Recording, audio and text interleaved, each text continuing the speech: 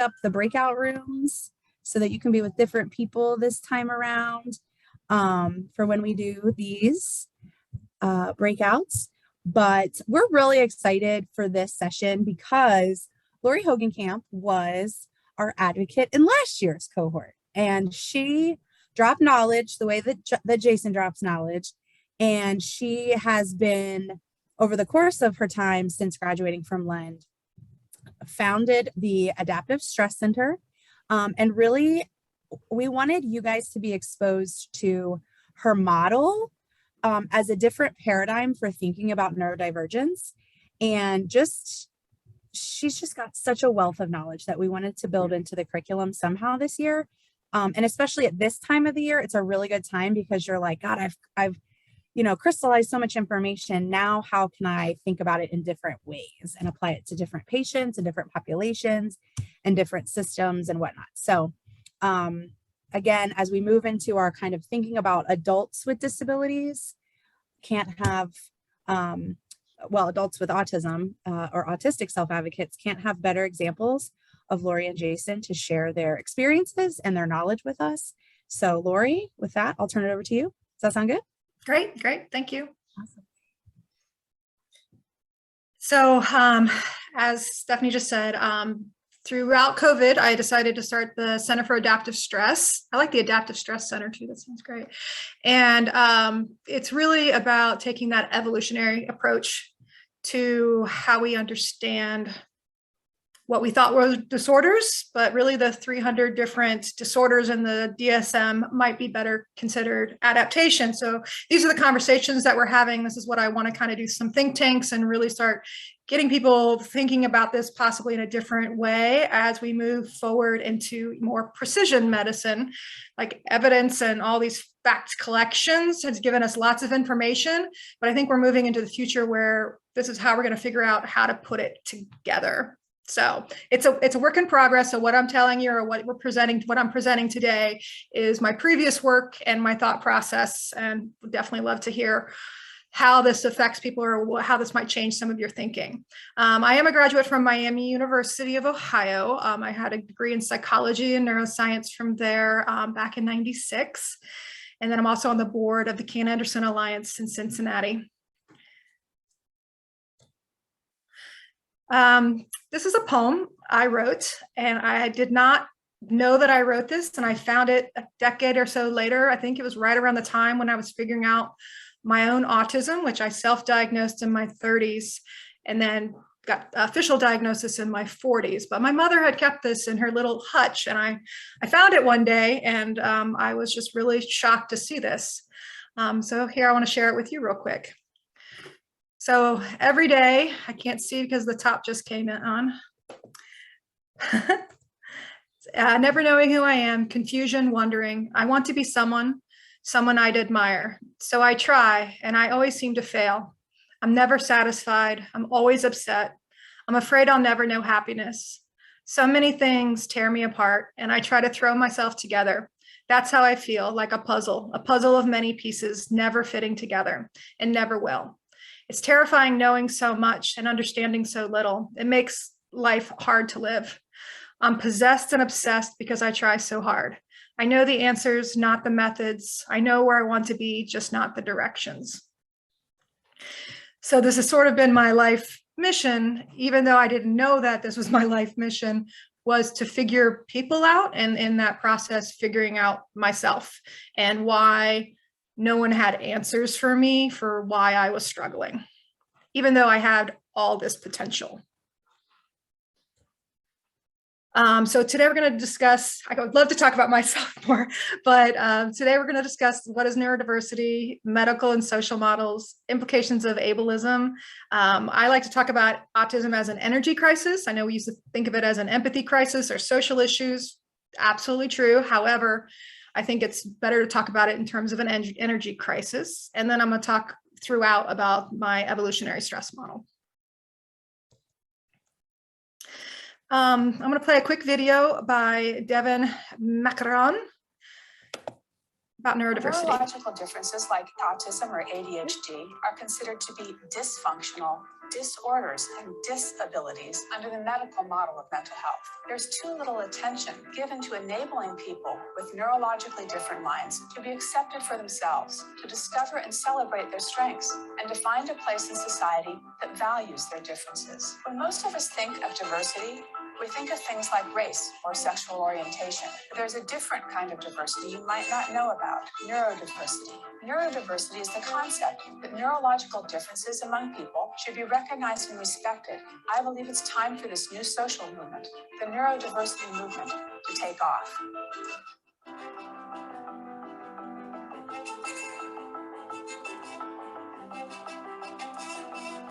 Neurodiversity is a part of our genetics and of our evolution as a species. The genes for autism and ADHD are not errors, but rather are the result of variations in the human genome that have and will continue to have advantages for society. One of the genes associated with ADHD, the DRD4 gene, is known as the novelty-seeking gene.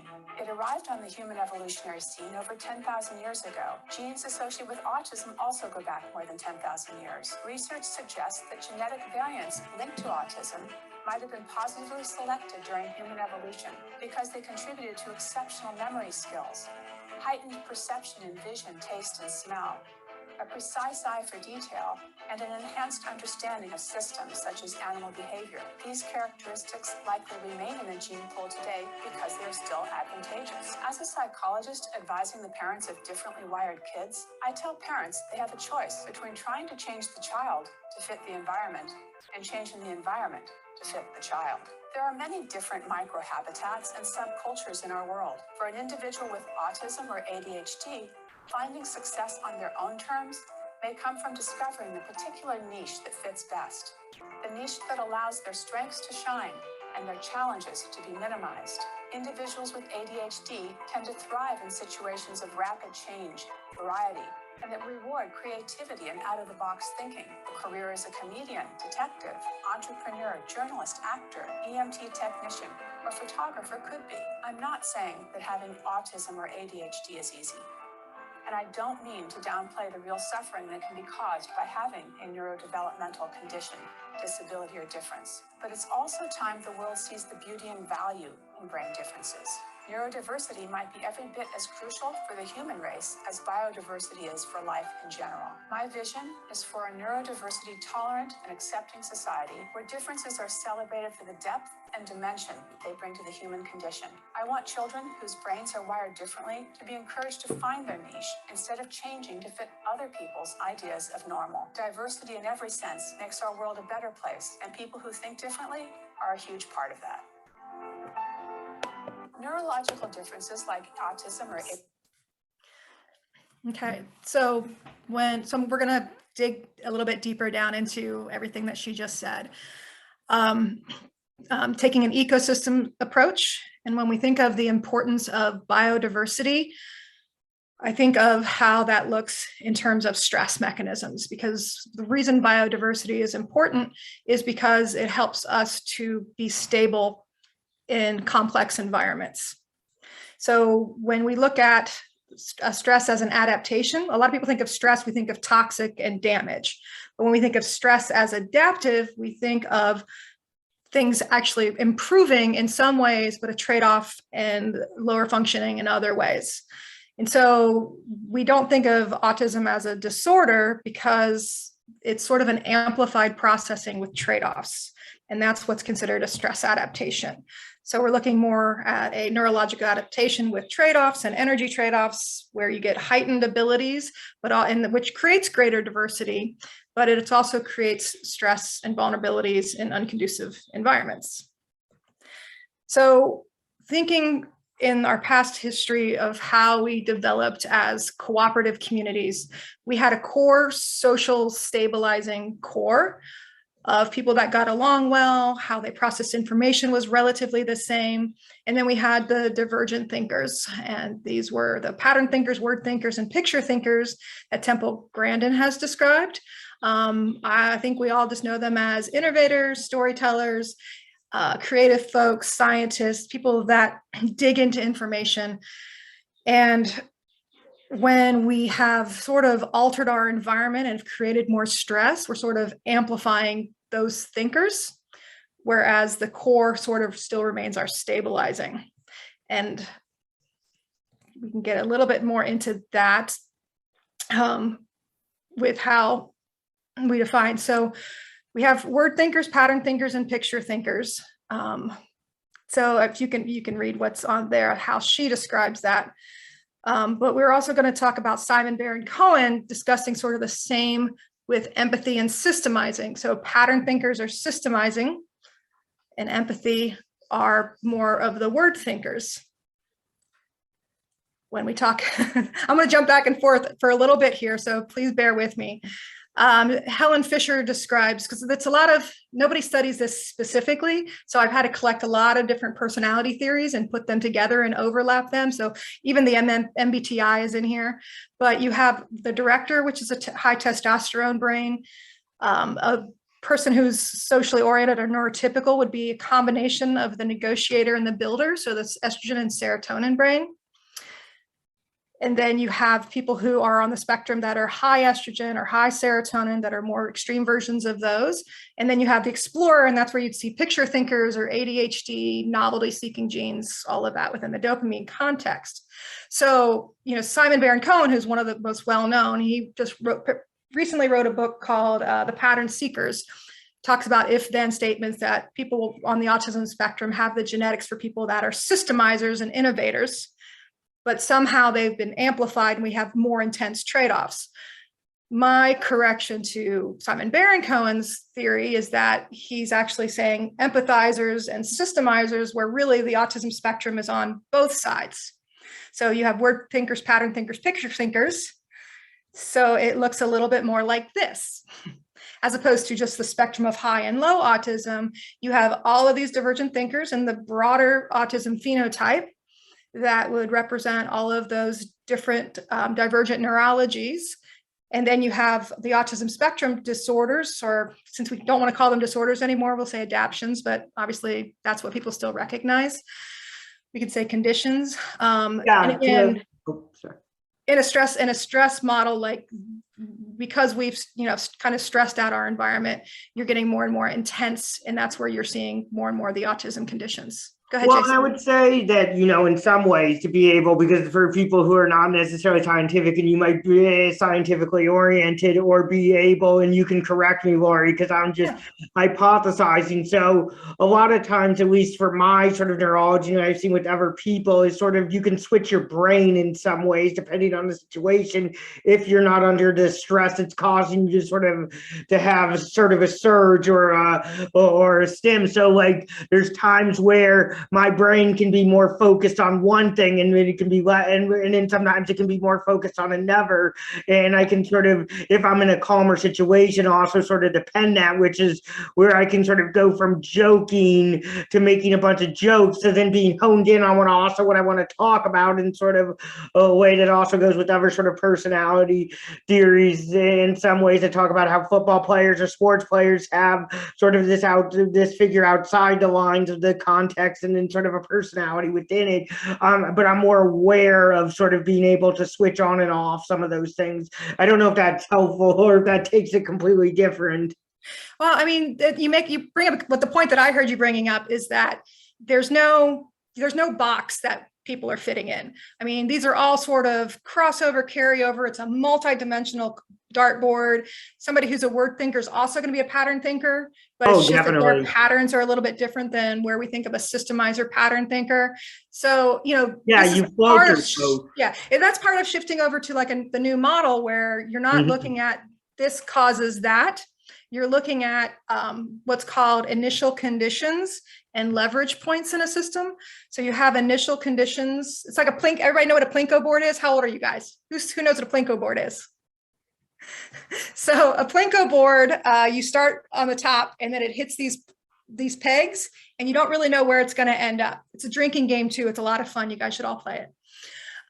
But that's kind of the way the science is moving to. So instead of saying like, oh, this personality creates this, if you were thinking of like bipolar or schizophrenia, what we think is we have this homogenized, schizophrenia. And I think you guys, if you've researched this at all, or even with autism, there's at least 5 subtypes in schizophrenia, 5 subtypes in bipolar. So if we think, okay, well, if we have these initial conditions, anyone can still sort of end up anywhere, but it tends to be like this person tends to go into this subtype and this person tends to go into that subtype. But if they hit different stress markers, and this is like in the 3 to 5 hit models, so early life stress, later life stress, their microbiome gets disrupted, their social life is disrupted, and we're going to see my big model of all the different stressors that come into play. But again, this is sort of changing how we're doing medicine and how we're doing science. Instead of this cause and this effect directly, it's everything's caused by stress. Now, how do we understand stress? How do we understand stressors? How does this having a different personality affects stress outcomes? Having different, obviously, early beginnings, having different microbiome from the parents, having transgenerational stress can affect where someone ends up and how people are processing information. So going back a little bit back to the socially oriented, when you look at spiky profiles, and this is from Nancy Doyle, you would think of that neurotypical as that straight line. So in a way, when we think of how we created our current scientific model, we always want to be the healthy. How do we find what's healthy, right? But the neurotypical, and at least in a neurological sense, was always healthier because they are literally built to be healthier because they're the social cohesion of society. And then we have the peripheral, which were supposed to be risk takers and innovators, and this uses more energy, and it's more risk with the brain's energy, and it's more risk with their lives. So you have those stabilizers. So our science sort of just took the average, and I think you've all heard, I loved it in Lend where we learned about norm and norma. So that perfectly average woman. And so that's how we defined health, is we took the average and said, this is how we're going to define health, and we're going to measure everything to that.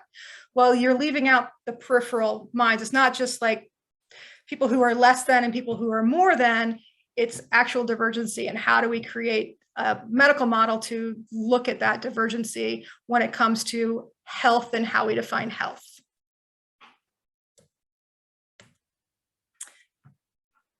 So here's the model that I actually created during Lend, because I started getting all this information in my head and all of the great talks that we had. And so we know what a biopsychosocial model is. So this is just an expansion of that to include nutrition.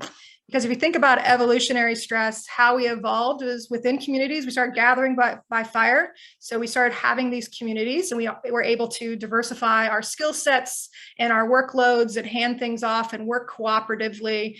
It was no longer survival of the fittest, it was survival of the most cooperative. But nutrition was a big part of that, because as we sat by fires and hearths, we were able to gather more food, eat more foods together, and be able to cook them on the fire.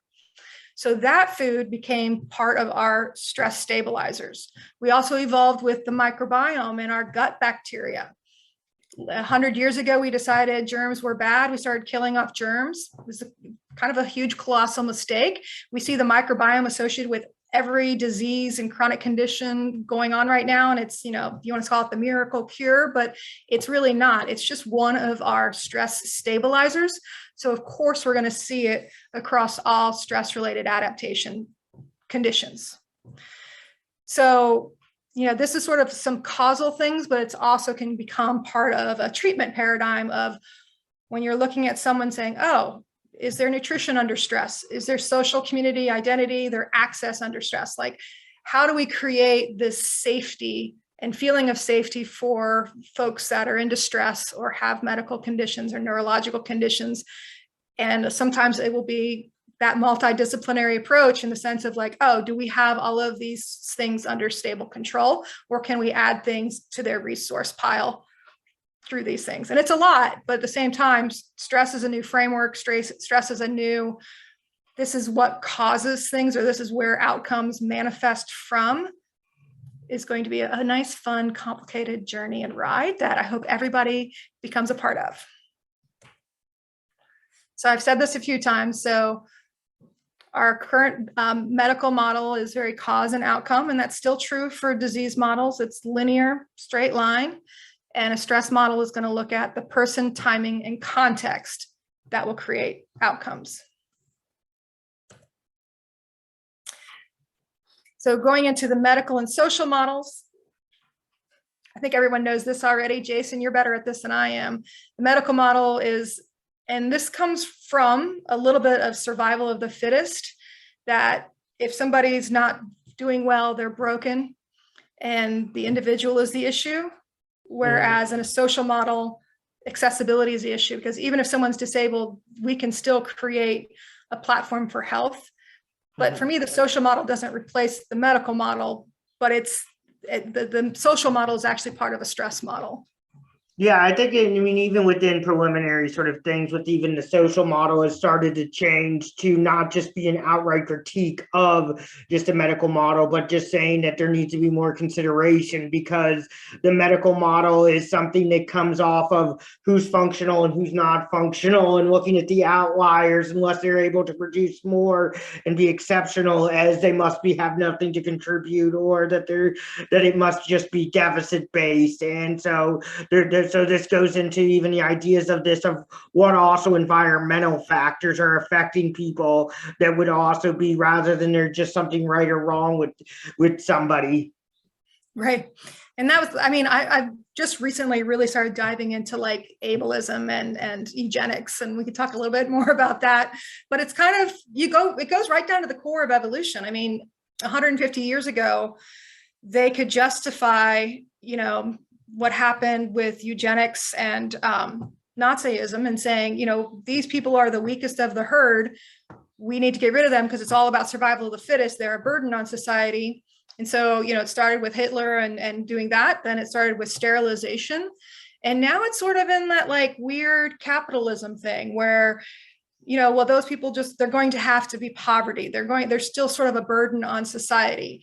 And so how do we move that into an evolutionary dynamic, saying, no, this is part of what we know from them, is that they are trying to restabilize, just like a hurricane can restabilize an ecosystem afterwards. The whole 300 different disorders is just a wake-up call that we have destabilized our ecosystem. And how do we regain homeostasis? Because it's important to be inclusive, that we can all move together.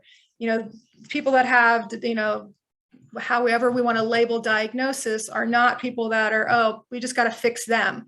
No, what are we doing in the world that's creating this, and how can we be more inclusive? Again, as it's creating more diversity, we have to be more inclusive of diversity and help us move forward.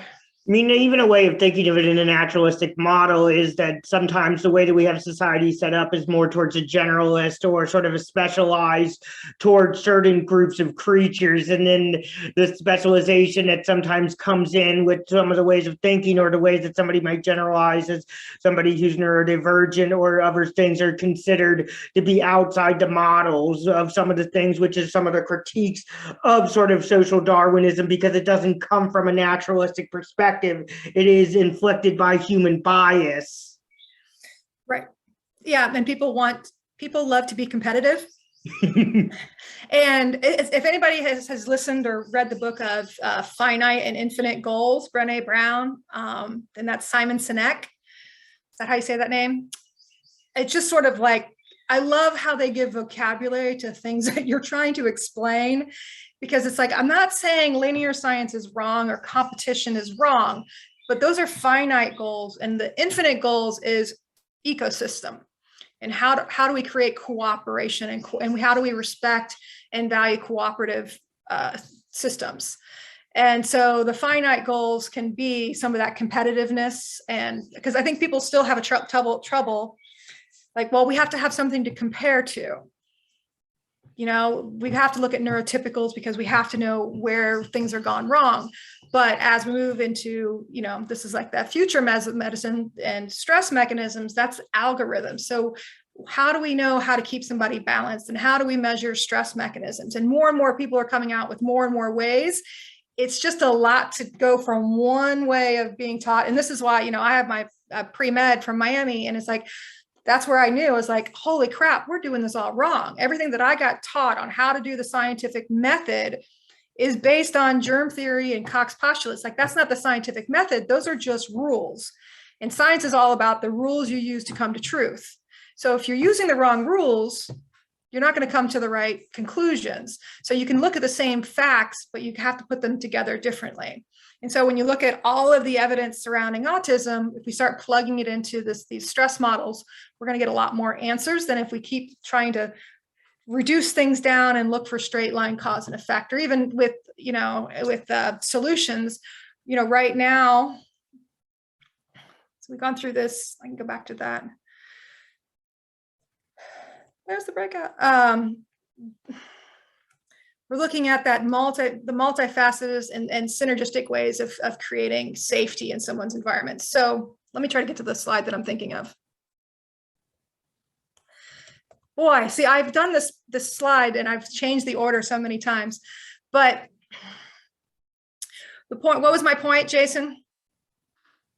Wait, what were you exactly? I think. I know what it was. So okay, sorry. To solutions and ABA. So ABA is the most evidence-based what we have right now for autism, and it's not that it's so wrong. It's just that behavior begets behavior. It's the easiest one to show in evidence-based medicine. Mm-hmm. So when we start looking at precision medicine and we're looking at stress mechanisms, this is where animal therapies, even dietary things, where things that we're like, oh, we're studying this, but we can't apply it, or it's not evidence-based medicine. But we should be able to start saying, but we have enough studies to know that it's going to reduce stress in this population in certain subtypes, under certain contexts, under certain times, or in combination with other things that you're doing.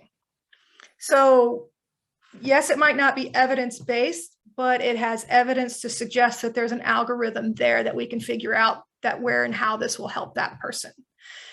Like when I recovered from burnout, it wasn't, oh, I'm going to take this pill or I'm going to do this therapy. It was, oh, I have to recreate safety in my life long enough, neurological safety, which means getting right nutrition, plenty of rest, all of those things for long enough that my system can readapt and come back. But it's a lot like putting the train back on the tracks. Like you go 2 steps forward, 1 step back, because there's so much energy issue going on with our nervous system and my mentality. Like I get exhausted on a regular basis. Jason can talk about that too, that I have to have very strict breaks and very strict nutrition a lot of times because I pile up inflammation very quickly and run out of energy. So as we're creating these programs, a lot of times it's 1 step at a time as they're moving up the platforms. Or being able to be aware of it forever. I mean, because, I have big burnouts, but I also can sort of take away some burnouts if I'm more aware of when I'm starting to burn out or when I start to feel it, and then do something that is like walking or taking a break or putting stuff away. And while I don't always have strict schedules for it, it is looking at it to make sure that I'm being really aware of my body. And some of the things that we told autistic people is, you don't get this, you just do this, just do that, which causes bigger sort of things to happen if you don't listen to what sort of your body is telling you. Because I know for myself, the reactions I have or the things that I feel, it usually means something's about to happen. Like if I can tell them, need to use the restroom, it usually means I pretty much need to use the restroom, because that's a bigger feel. Or if I can feel my brain starting to sort of like get heavier, it means like I need to take a break or I'm going to lose some functioning. Sorry, not to. No, if I don't take, like when I was I worked in sales for a while, and if I had a 3-hour in the morning, and if I didn't get a break, I always need an hour, half hour for lunch, half hour for a walk. If I didn't get that, my working memory was gone. And everything I learned in the morning was now up here in front. And then I'd be exhausted. I'd hit my adrenaline and then you get behind on that and you're getting more and more exhausted. But you'd be surprised how much I've had to fight for breaks in my work environments. To this day, even I still get turned down from jobs because I need to take a break. But I always think of myself as too much information is, if you describe like what's going on with me, I get too much information. So it's like running a marathon every day. Like, okay, I've got to manage this. I've got to have proper breaks or I stop working. So if I'm having a good day, I can do the dishes, but because it's just a fan and I'm an automatic pilot. If I get stressed and my adrenaline hits, that fan now opens up and I have to make 100 decisions while doing the dishes. I simply can't do it. And so I can have days if I go in depression where I can't do my dishes. And it's so simple when I have a good day to do them because I can go into automatic pilot. But when I don't, it's like 100 decisions of even like small movements.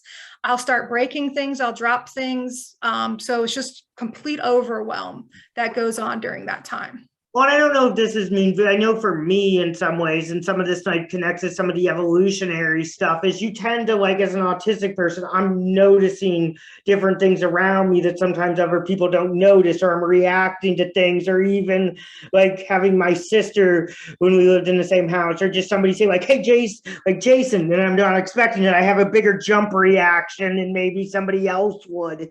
Right. Because yeah, I mean, and that's part of that amplification process is we're hyper aware and hyper vigilant to our worlds. You know, I was always told I was moody growing up and, you know, it's like, okay, but I'm not this person. Like, I'm not going to be that stable person, but I'm supposed to force myself into. When I read the book in my 30s about personality theory, I was like, oh yeah, I'm the stoic. I'm the superwoman. I can do it all. And I started reading The Scientific Mind. And I was like, oh shit, maybe I'm not the stoic, socially oriented person. And I'm 3% of the population. So, oh, this makes a lot more sense for me. Like, I've been trying to be the wrong personality my whole life. And that's kind of kin to like, I keep being taught neurotypical skills as opposed to my own neurodivergent and how I have to manage my energy and my focus and what I like and what I don't like. I always describe that as, you know, everybody else is standing on flat land and I'm on a moving ship and they're like, just stand still. All you got to do is stand still. And I keep fumbling and I can't do it because I have to do 4 or 5 other things or movements or structure in order to get that done. So their advice is terrible advice for me. Meanwhile, they don't understand. They're like, no, this is simple. You just stand. And it's like, I can't. Oh yeah, I've had that a lot too. And even just you know, like that's where, I mean, when I'm talking about knowing myself, I mean, it took like 10 years of sort of after I learned about disability studies of like, oh, what works for me rather than what people are telling me that should work for me. Right. Correct. And part of that is stress management. Most people will never get to the point where they have to manage that much stress and energy depletion and we basically have to, again, live like Olympians. And part of it is because they simply don't think that way. They've never experienced it, but they do on a small scale, but because they know that they can just control it or just be like, no, that's just character. Like you having an emotional outburst. And I did send the Lisa Feldman Barrett research, because that's something I figured out in the 4th grade, that my emotions are more related to my energy levels than my character. But because neurotypicals don't have that, they can always associate it with character. I also described this in a house model for obesity. Like everybody knows calorie in, calorie out is correct, right? Everybody knows it's a fact of physiology, energy in, energy out. But that's only the linear part of it. So I describe that as the men showing up to build the house. How many men come and go? That's the easiest thing for you to hire and fire men to save money and lose weight. But if you want to build a good house, you have to understand the foundation. You have to know the supervisors. You have to have blueprints. You have to have tools and materials. And you also have to take advantage of the environment the house is being built in. If you don't take those things into consideration, it's not going to matter. Not only is it not going to matter how many men you hire and fire, as you're manipulating that number could make things worse. It might make things better for the short term because you're saving money so you can put more money into tools and materials, but it's not going to solve the problem and it's not going to build a better house. So a neurotypical already has all of those things in structured order. So all they have to do is lower the calories and they'll lose weight. So that's simple. So they're like, why can't everyone else do that? Well, because somebody else has hormone issues, somebody else has gut issues, somebody else has supervisor issues and insulin and neuropeptides going crazy. So you can't just have this simple solution. Even if control all those variables, that is the simple solution. It's not the solution for everyone. And so when you're taking that approach with someone who's neurodivergent, you have to say, what's all going on with their house, and are things happening with their hormones, and how are they managing their energy, because they are going to burn out energy more often, and they're going to have more trade-offs in energy. Anybody need a break? I think we're at that time. So we can do a breakout session now to kind of discuss and come back I with think some the questions. ironic thing is what I've seen from other people is that neurodivergent people sometimes can sort of get that energy from each other because it's sort of a similar pattern when you have neurodivergent space. But I can also see, when I've been this to other people, where you can wear people out as a neurodivergent people because they're not used to the pattern of thinking or movement or energy. It's kind of like the concept of voluntary or involuntary exercise. It has a completely different effect on your neurophysiology, whether it's voluntary or involuntary. So when you're with someone where you're comfortable, it has a different neurophysiological effect than if you're uncomfortable or can't really relate and it's work. So. Or it just always feels like work to you, like me. It feels, so I've learned to try to make it a resource instead of a stress. That's the thing about stressors. Right. Is the same thing that could be a resource can also be a stressor. Same thing like exercise. Right. Exercise, when you first start, it's a major stress on the body. It could take 3 to 6 months before it becomes actually a resource. And then it becomes something that gives you energy as opposed to taking it away. So that's why stress is is a blueberry good or bad for you? It depends on the context. Like there's no good or bad. There's no good or bad stress. Stress is just information and it's neutral. So it's not like we have to reduce stress. In some conditions, we want to increase stress. ADHD, we want to increase stress. Ketogenic diets increase stress because then it actually stimulates more stress within. So I love stress. Stress is so complicated and awesome and wild, but predictable. I highly recommend everyone take more and more classes. I know we're trying to create think tanks and lecture series because stress is just fascinating. And it's you almost have to understand it for me to be in any kind of medical model. I mean, again, it doesn't mean what medical model is doing is wrong, but we have to start to figure out how to bring these all together. Cool. Well, so Lori, you wanted to do a bio break and a breakout questions, right? Right. So yeah, I'm going to put those in the chat box and then I'll put them back in the breakout rooms or in the breakout blast. But if you want to take a picture or copy and paste them now before I open up the breakout rooms, and I mixed you so that you could feed off of different people's energy or get drained by different people.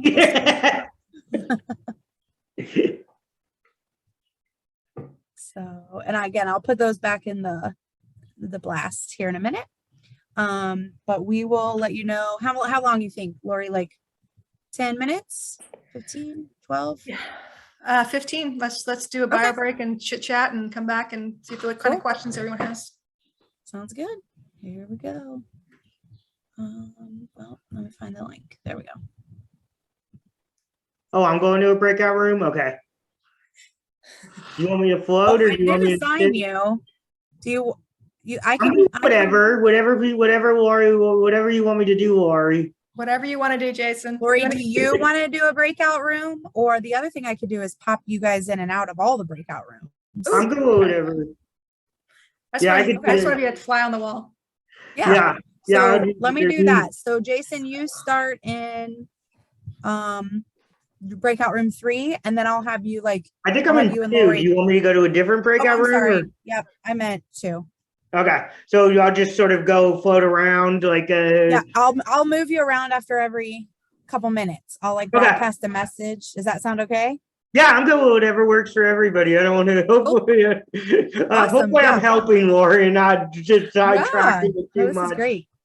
Yeah, Lori, I'm going to assign you to room 1 and Jason's in room 2, and then I'll just kind of have you rotate down the line.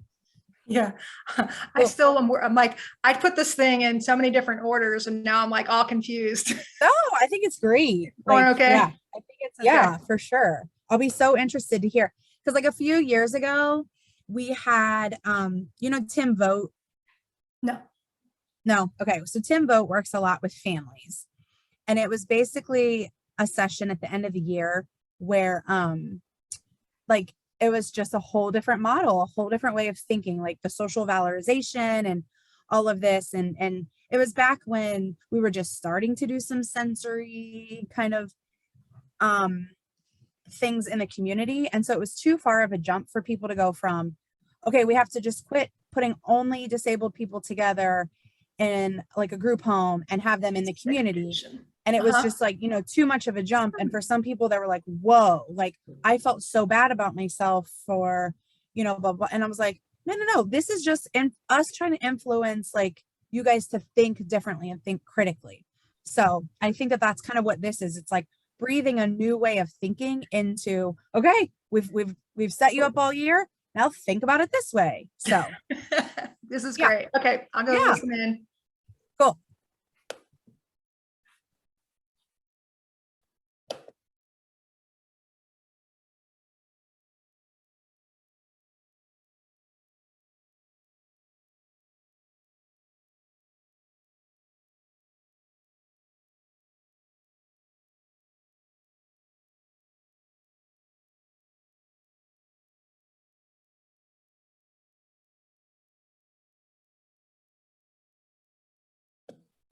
They're all in bio breaks right now. Yeah, I'm a big break taker, so I'm like, I got to practice what I preach. Oops, you're muted. I'm like, said, oh, yeah, for sure. sweating. Oh, I always do when I teach. I'm like, oh my God. I thought this was going to be Yes. smooth. And I'm You like, know, all oh that crap. physiology going on, right? But my mind's skipping ahead to like, I guess I need to, needed to practice it more, which I will. Because it's like, it's all good. Oh, I think it looks great. here. I think it sounds great. You're Like very flowing. conversational. Okay. Yeah, for sure. Okay, let's see if this room is in bio break or not. I can't see people though while I'm doing it. So I wonder. That's well, they're all at least on screen. But again, most people can be completely like bored, but listening intently. Uh-huh. Totally. I was that way a lot. For sure.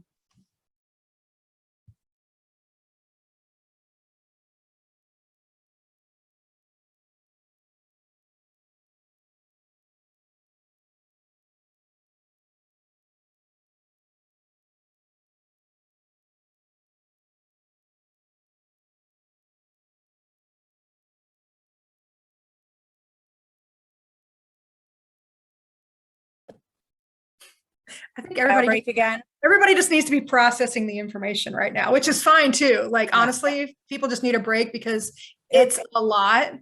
It's a lot. Yeah. Let's Well, we can just wait a few see minutes. okay, that's fine. Pop you back in. And I'm more interested in questions. I don't need to, I should take a brain break. Otherwise they'll get, but I kind of want to hear like what people's thoughts and Yeah, do what you need to do too. If you need a bio break. yeah. I know as soon as I started, I was like, ooh, should I be telling more of this story but I like that Jason's starting to interact because that helps Yeah. a lot. Yeah, for sure. And that's kind of like going to be the rest of it. I mean, I want to know what people want me to talk about, but like the energy crisis, I do have it on another screen here, so I'm supposed to be able to look at it. That ableism stuff, it never really hit me why people would get so offended when I started talking evolutionary theory. Yeah. Well, and I think this is where we can kind of bring in the genetic counseling students too, because there's so much of that controversy in their field. Yeah, because they don't In have terms of, this like, model to shift genome and- into. And so Yeah. people are sort of in that, they're like, but this is what we know, this is what we understand. And it's like, okay, but it's like even neurodiversity, people call about neurodivergent. It's like, they're just using it as a nicer way to tell somebody that they have a disorder. Yeah. They're not understanding like the true meaning behind it. But the problem is neurodiversity was so black and white. Like it's difference or it's a disorder. And those are your only choices. Yeah, exactly. And even like some of the images that look like prisms make so much more sense to me when we think about the spectrum is not a linear like rainbow kind of where are you, but it's more of like a 3-4D like whole experience. Yeah, that's the only thing I can things. describe as a multi-dimensional dartboard, but it's like Exactly. Yeah. the argument that people will have, they'll say, well, just everyone's different. And it's like, well, no, we all have There's our still a own lot unique of that in the point. middle. We're clustered. Yeah, exactly. Yeah, for sure. You want me to pop you in? Yep, go ahead. Let's put you back in room 1 and see if they're back. There's a GC in there too, Lori. Giant counseling.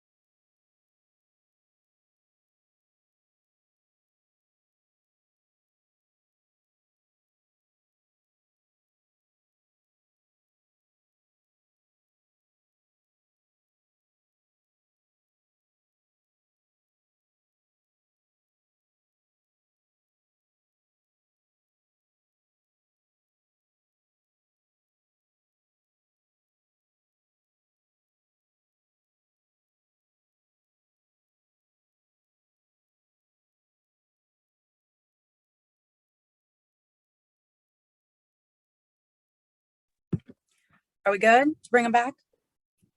Let him talk a little bit long. I think like our breakout rooms were way too small. And then the group that I was in Okay.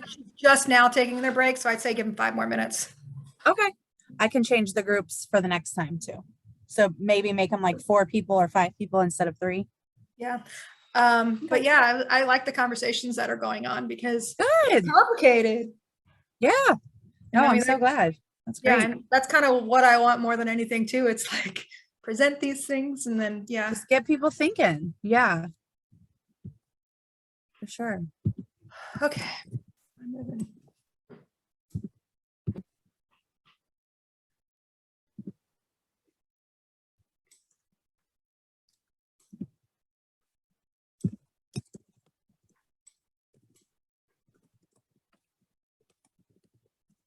I forget too that these are all practitioners.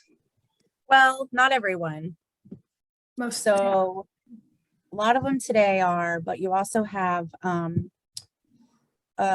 couple family members, 3 family members, a public health person, which is different than what we had last year. So she's more systems level, which is cool. And then that might be the majority of the people that are in there today. yeah, but there's so much to this. Oh, Like, one person from education too. from where? Education. Yeah. But definitely people want to hear like, well, if this is all true, how do we change our language? What language Yeah. is right then? And it's Yeah. like, Right. so good questions for future. I know it's like, if I have a class on this, it's going to have to be like 6 weeks. Yeah. Like, I honestly think it might be cool to consider, like, at some point circling back to Kara to see about building it in, like, at least building content from it and see where that goes into the UC certificate course. I mean, it's undergrad or grad, yeah, but it could be helpful just to get people's minds turning, you know? I think it's probably too advanced for undergrad folks to a certain degree. right. But people that are interested sign up for the certificate, so they might be interested in this. That would be fun. That'd be neat. Yeah. That's a great idea. Yeah, circle back to Kara because I think she's still involved with that. I'm gonna go ahead and close the rooms so we can keep Okay. moving. And then that'll give me a chance to re-break them up so that they have bigger rooms next time.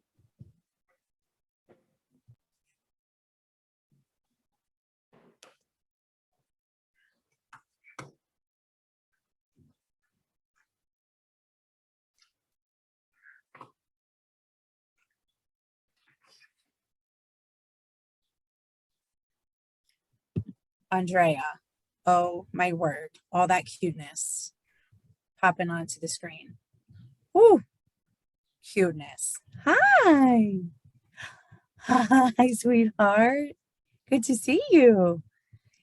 Can you remind me her name? Sorry, her name is Ellie. Couldn't hear. Her name is Ellie. She's just screaming my sister names because Ellie, we're best oh. buddies. Love it. Oh, she's precious. Thank you Glad so to much. see her in the background.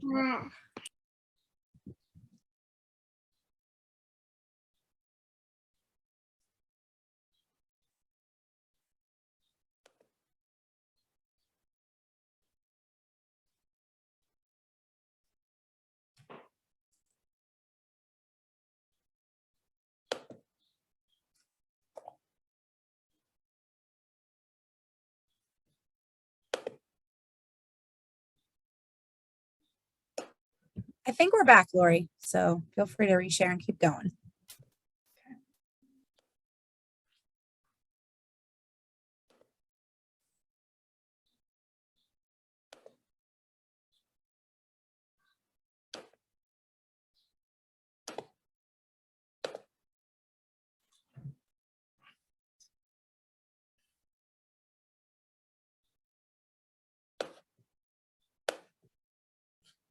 Oops.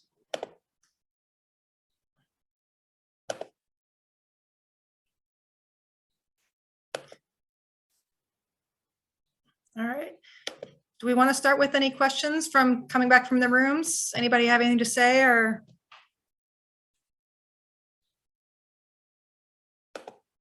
Okay. So I know I heard, and we talked about this a little bit earlier, just talking about the current mainstream treatments are deficiency based. They focus on normalizing behaviors, usually trying to make someone neurotypical. I think we've grown out of that more. I feel like somebody correct me if I'm wrong, but I feel like most people get that at this point. Like neurodiversity has been a strong enough movement for long enough that, you're a neurotype. Somebody who's neurodivergent is sticking to being neurodivergent. They're not trying to make them neurotypical anymore. Or am I wrong?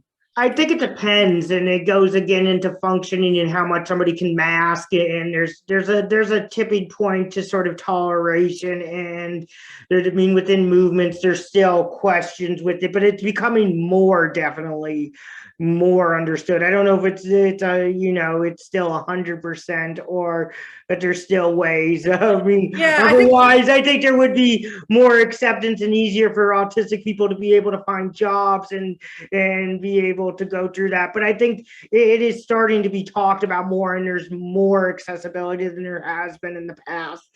Yeah, I think the medical model still says, well, you can't cure autism, so you'll always be autistic. But that's still not enough. And I feel like I would like to hear from anybody in who's done RBT work or done ABA with their child or have seen ABA, because I feel like this is still where a lot of ABA is getting a bad rap because of the really poor ABA that's done to try to address things that are not socially significant, or potentially, you have the mismatch of what a family one says, I don't want my child hand flapping, but then, you have the autistic self-advocacy community saying that child really needs to do that to regulate. So I don't know if that kind of sparks any comments from folks either.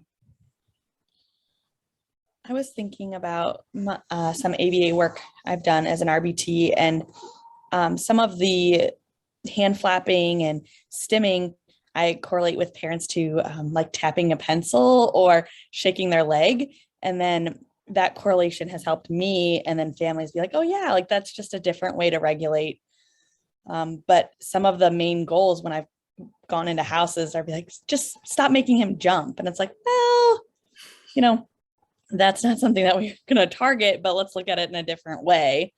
And so when I frame it as like everyday life strategies as ABA and visual schedules, but like, hey, I twirl my hair when I'm regulating, or I pick my nail polish off all the time. Like that is something I do. What do you do, mom and dad? That it kind of reframes it a little bit, especially for the younger kiddos. But that's something I've had to learn over time too, through my training and all of that as well. I think, I've been from the other end, even though I've never officially gone through ABA. I think there's still stuff in social skills that we even just, with it, we still focus towards extroverts rather than introverts, in the way that we build systems and socialization, which still makes it there's sort of a singular way to act, to be socializing, and even the way that we build groups and stuff, where I think there's sometimes it's helpful to actually do things that are through activities and interests, then meet people, rather than do it that you're just going to meet with networking is more set up through sometimes more feeling comfortable and more extroverted or knowing what to talk about, even though there's ways that it can be switched. I don't know, sorry. Yeah, I always think of like neurotypicals are very empathetic. They pick up things very quickly. So if I'm stimming or I have to pace, that can make people anxious because they are feeling what I'm feeling, but they don't realize that I'm doing that to not be anxious, that if I stop, then I will actually go into like being really anxious. So it's also asking neurotypicals to, I hate saying that, but you guys know what I mean. But saying the neurotypicals saying, if I have to get up during meetings, like most of the folks where I sit in meetings, like I can't sit still. I have to stand up and walk and move in order to think, in order to be able to sit in a long meeting. And at first, people will think that's rude, but once you do kind of get used to that, somebody has to constantly move. It won't make you as anxious, but you might pick up that. So a lot of parents, for me, they want to be, this makes me anxious when this person does that. And even autistics can set off other autistics, or ADHDers can set off other ADHDers, because one person will do this to regulate, and that will just be lighting up somebody else's brain next to them. But it's that sense of, well, then what else can I do to regulate during that time? Yeah, because this was, I mean, when I used to stim, this would go, and I'd just be, it's twiddling your hair, but I'd have to be like more intense. And I totally feel that that could be something that would make someone else anxious. But at the same time, you know, you don't know what else to do. It's not like you can stop yourself, but you can, but you definitely get very unregulated very quickly. But for me too, if you're addressing the stress, if the less stress that I'm under, the less I stim, or I can use other stims to then regulate in a more preventative manner. Yeah, I mean, for me, like it's very limited right now what the mainstream treatments are. And it's not that they can't be used. Like, I know a lot of people say ABA is abuse, and I think that it can be if it's misused, if it's not understood on how people are self-regulating, or if you're trying to make them into, you know, without really understanding that we had that, the norma, this is the perfect way to be. We're very competitive in you know, Western culture, and we've got, everybody has to be this best version. We're all trying to get to the tippy top of the triangle, instead of how do we create cooperative communities? How are things different? How can everyone be productive, and productive meaning balanced in their own way? I know, for me, that competitive mindset is so ingrained, and so just assume that this is the way things are, that this kind of approach, people are like, oh, well, if you do this, people are going to walk all over you. I'm like, will they? Or is that just in a competitive mindset? They'll walk all over you. Or where you don't give somebody control, but once things balance out, would that really be a problem? And typically, no. So an evolutionary stress approach, I mean, I think we've talked about this too, like it makes sense, right? Or it's kind of what we're already doing, but it's just sort of putting a name to why we're doing it and why the evidence-based isn't there yet. And I love that it supports the multidisciplinary and person and family-centered care, because again, we're creating safety, but we're also creating an environment for that person to thrive in. Well, I think like what you're saying, and sort of what goes with some of the stuff I've been learning from Megan and with Dr. Vincent about ABA, even the stuff with nutrition and stuff, the problem that goes in with some of the stuff that we see pseudoscientifically that is like about food is that it's a one size fits all. This is the only way to eat food, and doesn't go with people's microbiomes, to where it's really being able to understand, because all of us, whether we're autistic or not, have different ways that we can process food and stuff, which is why some of us have tolerances towards things and some of us have intolerance towards things, and not having this one size fits all model. Right. And the one size fits all model is great for a competitive mindset. And it, again, somebody in the breakout room was saying, like, people come to science and we've been taught that science has a definitive answer. If they don't have a definitive answer, then what good are they in that sense? So it's like, for me, like when you answer those questions, it's always person, timing, and context. You know, what diet is right for someone depends on there are right diets for the person, and we can look at sometimes stress regulation and inflammation on those regards, but it could change for that person very quickly on what's the best diet. And like Jay said, like I may have a time where, like, you know what, I got to heal my gut, so this is the right diet for me. So yes, moderation is key, but moderation is the same problem as taking the average and saying this is right for everyone. It's a simple, easy answer that doesn't give us any actual answers or solutions. But the reason that it's true is because if you take everything in the middle and flatten it out, that is going to be, quote unquote, the best, because that's the way stress gets balanced. But that's why that can be key. But as soon as somebody's house gets discombobulated, then we need to create strategies and different dietary approaches to help re-regulate that person and get that house stabilized again. Does that make sense?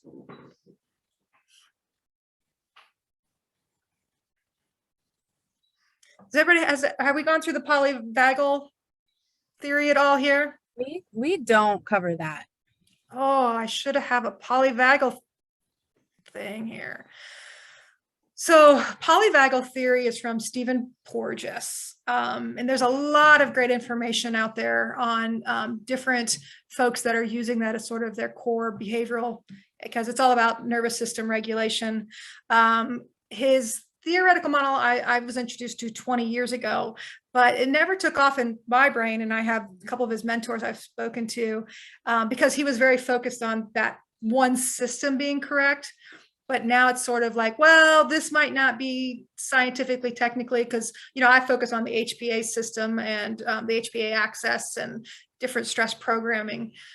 But his work is really powerful in that sense of how he approaches, again, but it's really a stress model that we're approaching everything of how do we regulate stress in the person. And that people, especially with autism, are sort of always in that trauma mode. And if you're in that trauma mode, you're not going to be socialized. Like when I go to trauma mode, it's very hard for me to try to get my facial features correct.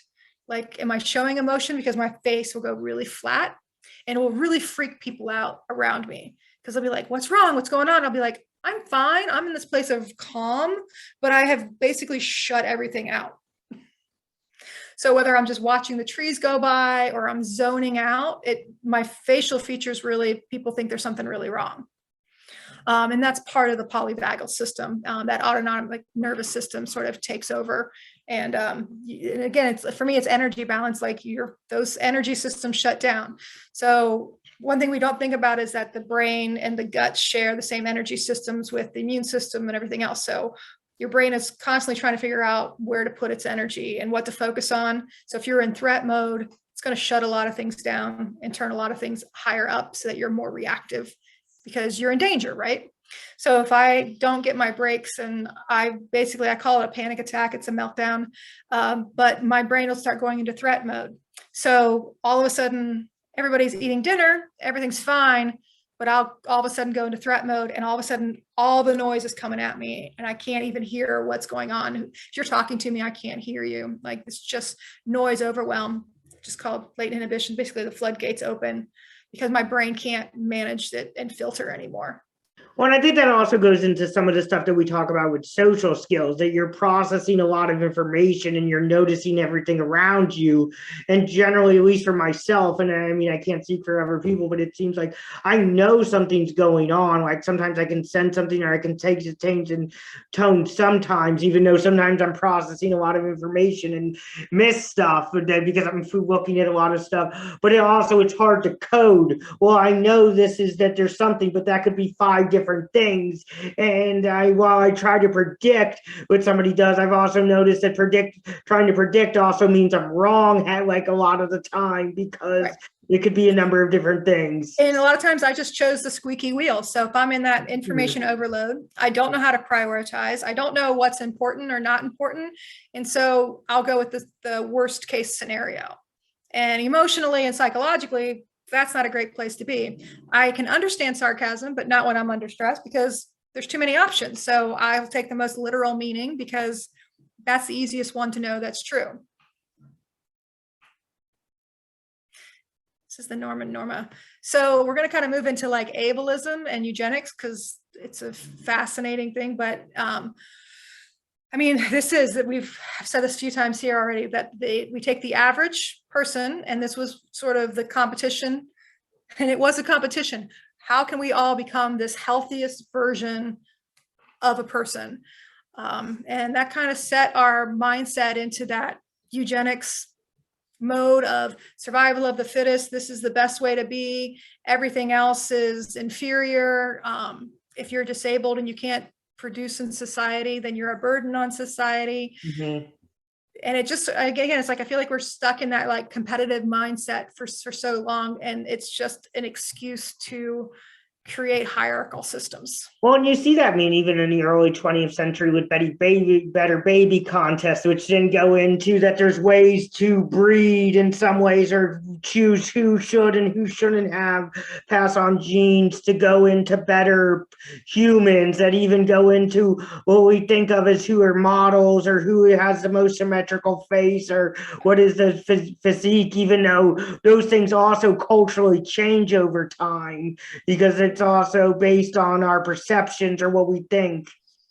And Courtney and Amber, sorry. would you guys mind sharing with us maybe a little bit more about that? Like where Actually, is the okay, field? I can answer that question. So neurodiversity is everybody. Everybody's neurodiversity. So because everybody has a brain that's diverse. Neurotypical is the thing that we decided that is within the bell curve of the average mean. And neurodivergent is anything that's outside of what is considered the average mean of something based on. So anything that you would say is outside sort of in the eccentric or something that doesn't go into this idea of what we have decided as the average or the norm. So there's, Yeah, for me, sorry. there's two, that's okay. That's perfect, Jason. For me, there's two definitions. So one is the movement, which is that anyone can be neurodivergent in the sense that neurotypical is only a social construct. It is, the cis white male, hetero male and female, like that's like that perfect version of they can work 9 to 5 and they have all of these checklists of great qualities. And that's sort of considered the neurotypical. In the science world, and that's what I explained earlier, that we can actually sort of define that in that estrogen, serotonin brain. And because they're socially oriented, they had greater health. So sort of for me, it's a misinterpretation of taking the average and saying, oh, this person's really healthy, therefore that must be the goal or the ideal, because we were in that singular science. So this fit that science of the time. So it took off like wildfire. But the movement is, their definition is that anyone can be neurotypical or neurodivergent depending on the social construct. Is that correct, Jason? Or who did you ask, Courtney? And yeah, I mean, I think that the movement definitely has definitely more of a social model of it, but I don't think it ignores the social model is a critique of the medical model that is going on that. So it uses some of those ideas of what has been the evolutionary theory that goes into some of these things to say that you either fit into what has been deemed appropriate or you don't in some ways, but doesn't necessarily use some of the same mechanisms or ways of talking about it.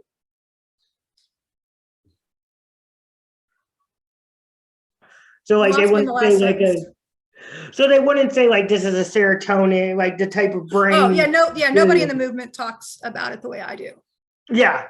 No, but I mean, this is because this is the science version of it. But for me, you have to have, so if this is true, that we took the average and that this became sort of the goal, and it's wrong, that the average doesn't represent the whole, right? That's the systems model complexity, which means we then go into chaos dynamics where we need initial conditions and leverage points.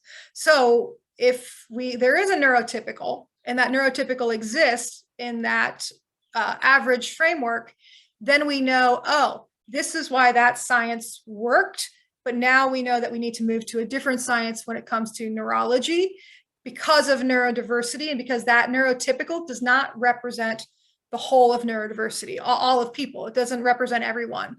It represents simply one single neurotype.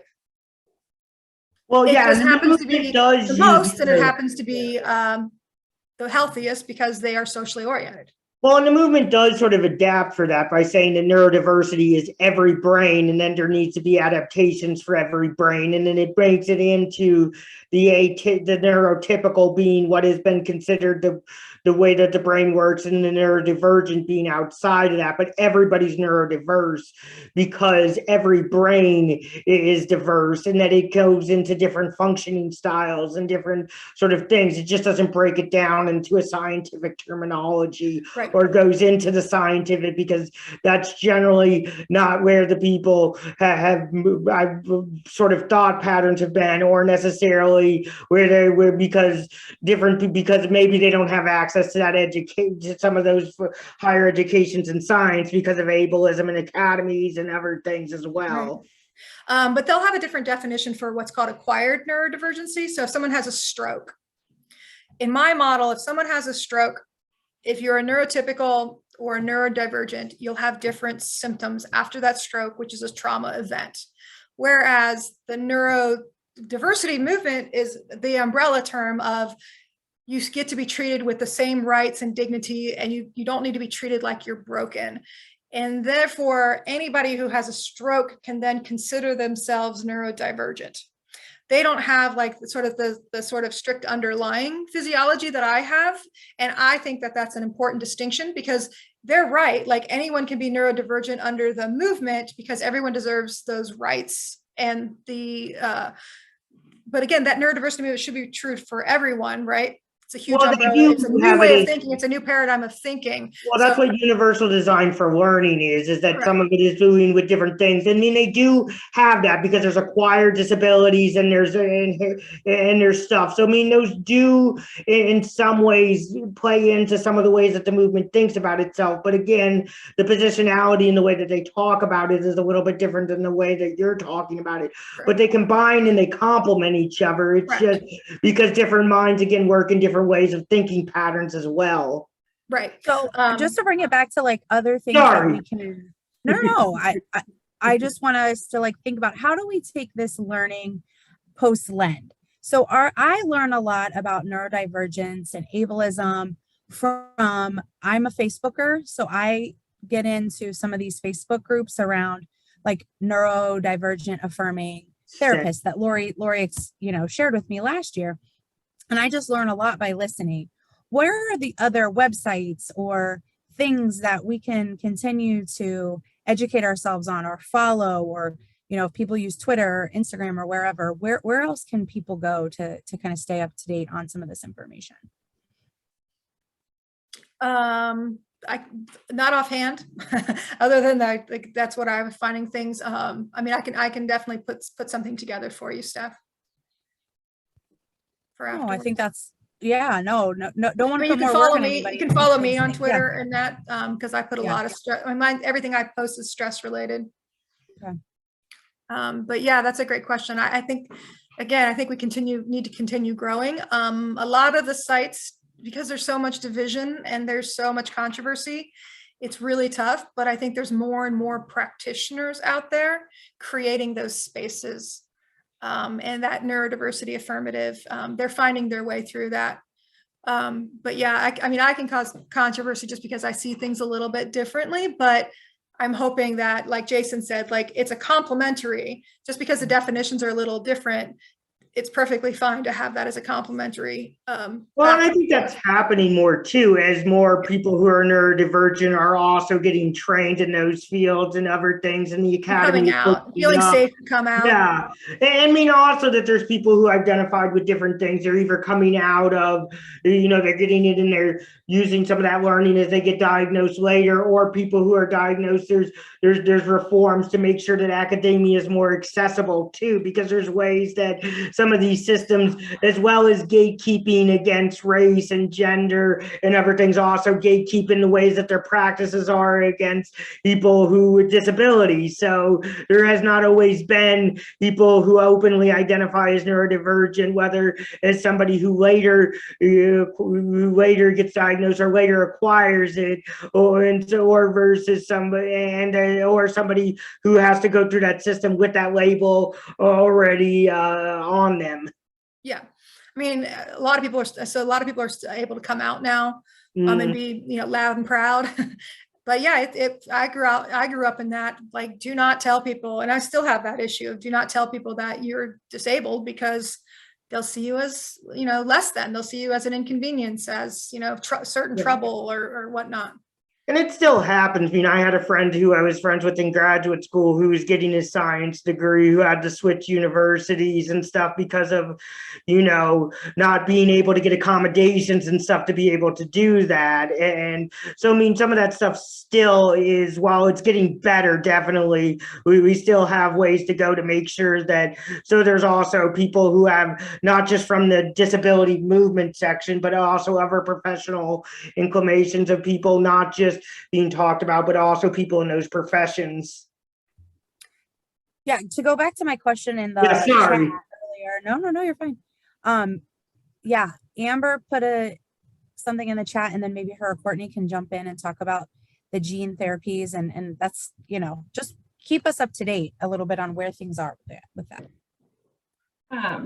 So in terms of autism, and ADHD, like in and of themselves, we're not really doing like genetic testing for those. So I would say, when we see someone with autism, it's usually because there's some other significant things going on. So they might have global developmental delay, they might have significant medical conditions, seizures.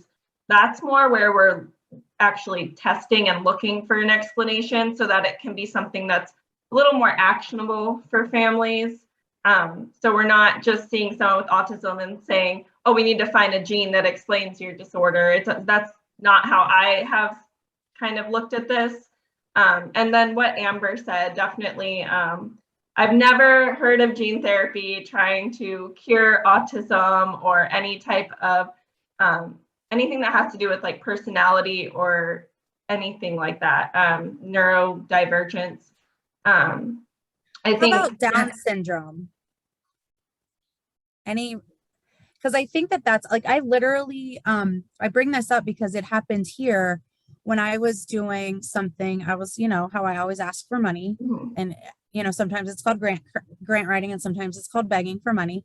And somebody else from a different department was saying, like, they want to create a center to basically eradicate developmental disabilities. And I was like, is this 2021? Is this 2022? Like, what's happening here? So like, that's where I just want us to all like be mindful of there's a lot of controversies in our field, and a lot of really incredible brains on different sides of different types of paradigms. But what you're telling us from your perspective in genetic counseling right now in the field of genetics is that there is no push to eradicate any type and there's of no current way of doing a gene therapy for Down syndrome. There's no possible gene therapy kind doesn't work of- for like the full chromosome right now. So I'm The not even only sure what way- they would. Yeah, the only way that you can eradicate something like Down syndrome is to do a process combined with IVF, where you're only selecting embryos that don't have Down syndrome and implanting those into someone who wants to get pregnant. But there's no way of changing somebody who already has Down syndrome to get rid of it. That's not possible. And I for most have- people with autism and ADHD, it's not just one gene. It's very rare that we find one explanation. Again, that's when there's going to be really severe, it's a whole genetic syndrome is when we're going to be able to find a gene. Most of the time it's what we call multifactorial, which we did talk about in our presentation. So I don't think we have a gene we could even do a gene therapy for. So I don't think that's anytime soon, but clearly you heard someone trying to do something, so I'm not sure what that was, but we've had quite a few ethics classes, and I've never heard that coming up, so.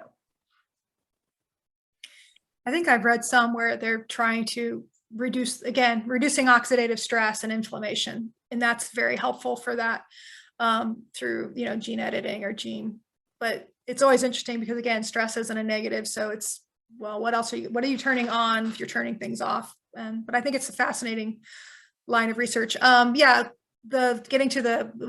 is multifactorial, absolutely. And that's, again, if we're looking at personalities and different genetic and neurotransmitter I always say if you go to the genes, it's like the tips of the roots of a tree. Like you can go to those tips and you're going to find hundreds of genes associated, but I feel like it's more useful to look at the hubs of those genes and where they come together. And that's where a lot of the neurotransmitter systems and stress systems come into play. And I just put in the chat box the autism gene study that we run here at DDVP called SPARK. And it's funded through the Simons Foundation. And if you ever hear about the study, it's where they get people to spit. So they use their saliva to do.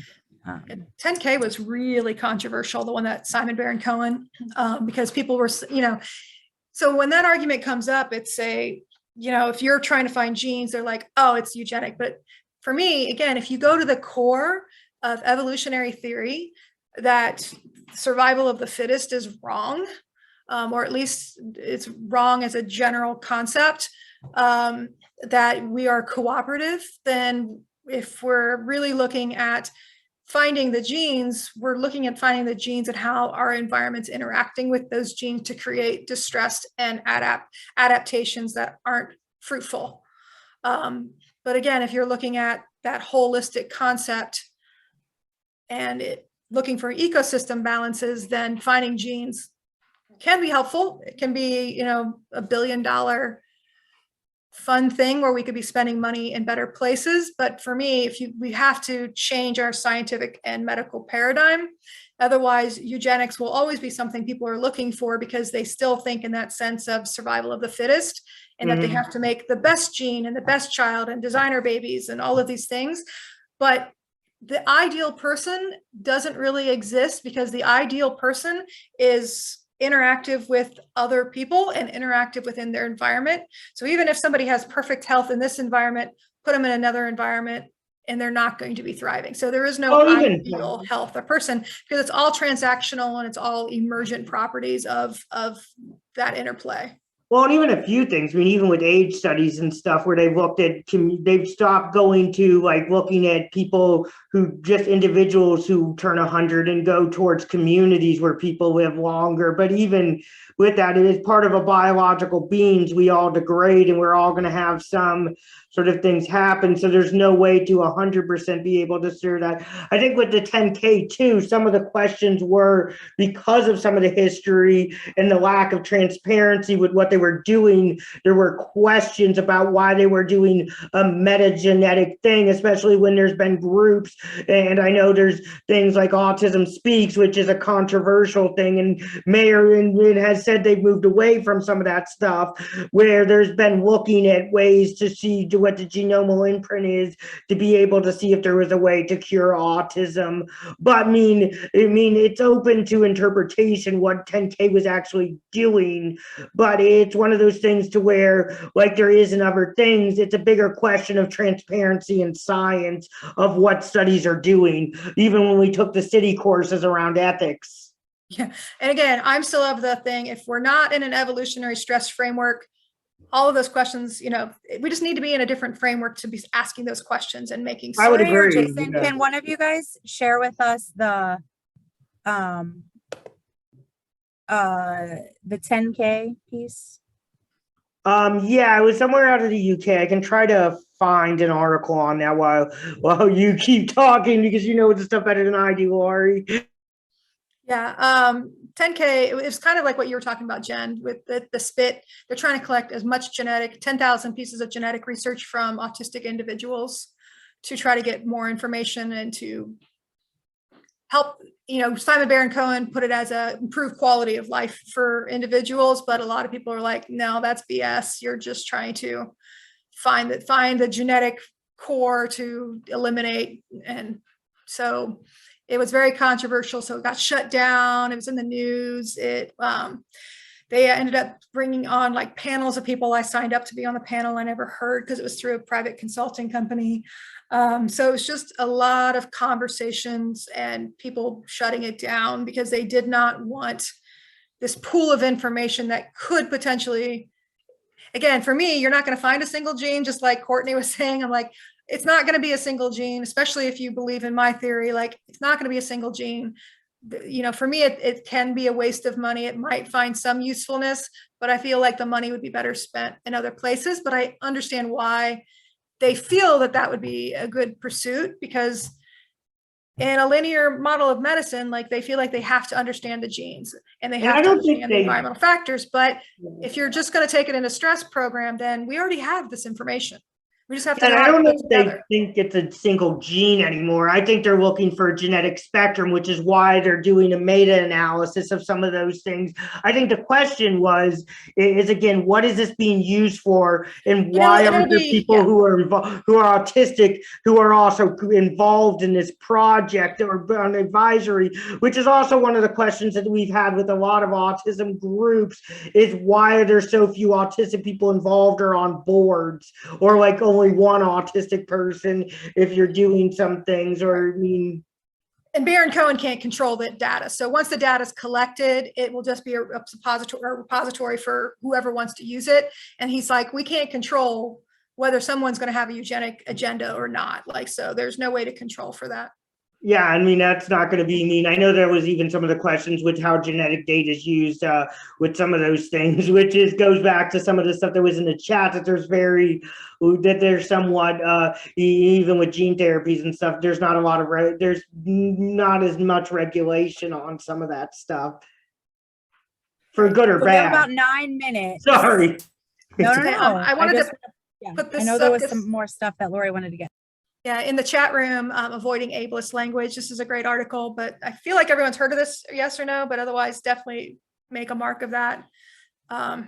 It's definitely a good start to discuss, you know, to not have a deficit perspective, not seeing people as, you know, burdens and disasters and all of those kind of language that's often used in that epidemic, trying to create a big splash with the research. But it's really, again, like, if you're going to be talking negative about a whole group of people instead of embracing that whole group of people, it's very important if you're going to be a researcher to change that language. And we still have, and if we're going to start talking about disorders as adaptations, there's a whole other language that we got to figure out how to start talking about these DSM labels. Oh, there's another one. How's everybody's brain? We only have a couple more minutes, but I kind of didn't think we'd get to this. But, you know, me viewing autism as an energy crisis helps me manage my autism on a regular basis. Some of the folks in the research to kind of support that. I talk a lot about ultradian rhythms. A lot of people do not talk about this, and I feel like we're very remiss in understanding not only that we have to I especially have to stick to this, but also because we go into flow so often and we don't want to be disrupted or interrupted because we're in our minds. And if you interrupt us, we get, you know, lambasted. So we tend to overwork ourselves. A lot of people, like at the office, they would naturally go to the water cooler, and that would be sort of their refresh time so that they could have those recovery times really without even being noticeable. Whereas my recovery time, I have to get out of the noise, away from people, and have that recovery. So it's much more obvious when I take these breaks or need these breaks. But for kids, I mean, a lot of times people say, oh, you can go through it. You can get through that. We can keep going. And the worst thing you can do, and again, then it's like, oh, why is that child acting out or feeling like you have a hot poker sticking in your hand?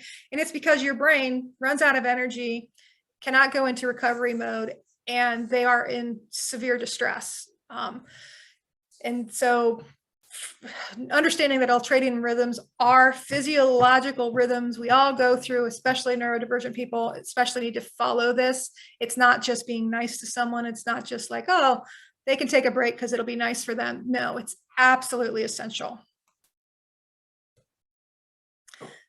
Two people that I really admire, Dr. Barry Prezant, in his book, Uniquely Human, and recognizing the differences. He has that integrated team-based focus, family-centered approach, and he's focusing on functional skills and the meaningful outcomes. Like Barry Prezant. I read his book, and it was one of the first times where I felt justified in saying I have different needs and I'm allowed to ask for those needs to be met.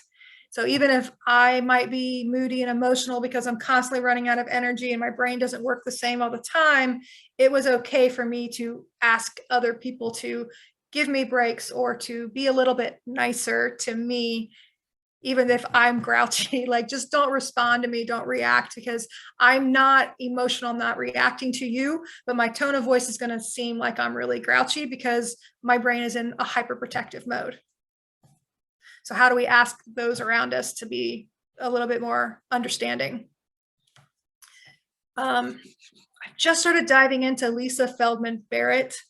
I don't know if anybody's ever heard of Paul Ekman, who discovered the universal facial thing. Watching Lie to Me was really helpful for me because I may not have the same empathy as other people. Like, I don't feel the same things, but I pick up micro expressions very, very readily. But people think that those are hidden. So I would notice all of, like, oh, you just changed your tone of voice. You just changed, something just happened.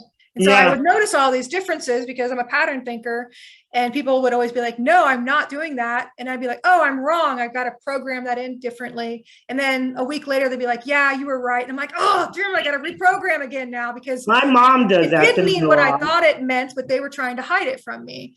But she actually countered that, but didn't really counter it. So I kind of ignored her for a while. But the podcast that I've listened to with her talking about interoception and neuroception, those are big words. If you don't know those words, very huge part of a stress dynamic. And that is that the brain is not just an emotional center, that character kind of thing that, again, neurotypicals are a little bit more, or, that they have that bland.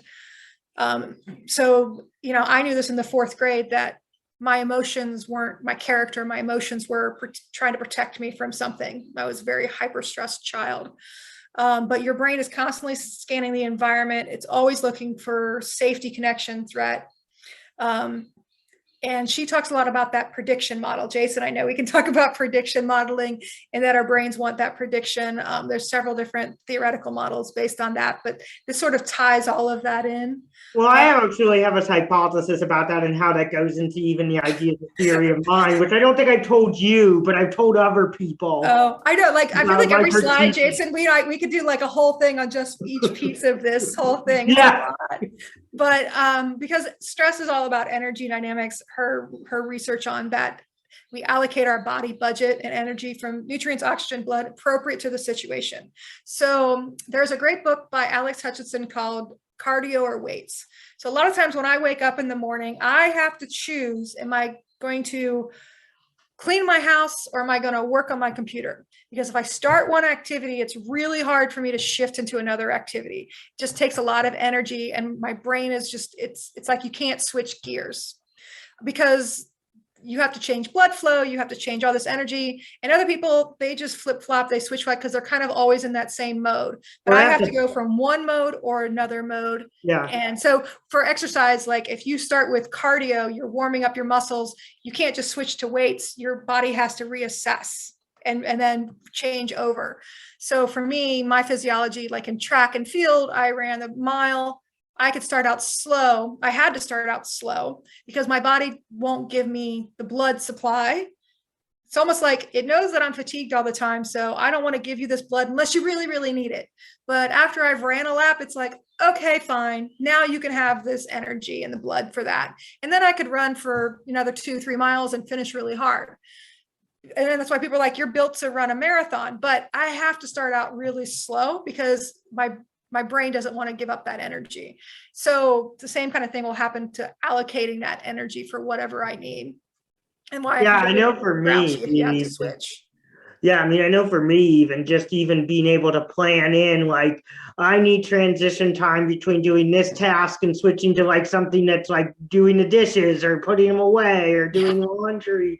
And usually also to make it, because I get bored or something, making sure I have something that's also keeping me focused, like music sometimes, so that it doesn't get, because otherwise I'll start being like, well, my brain doesn't like doing this. This is tough. I want to do something more interesting.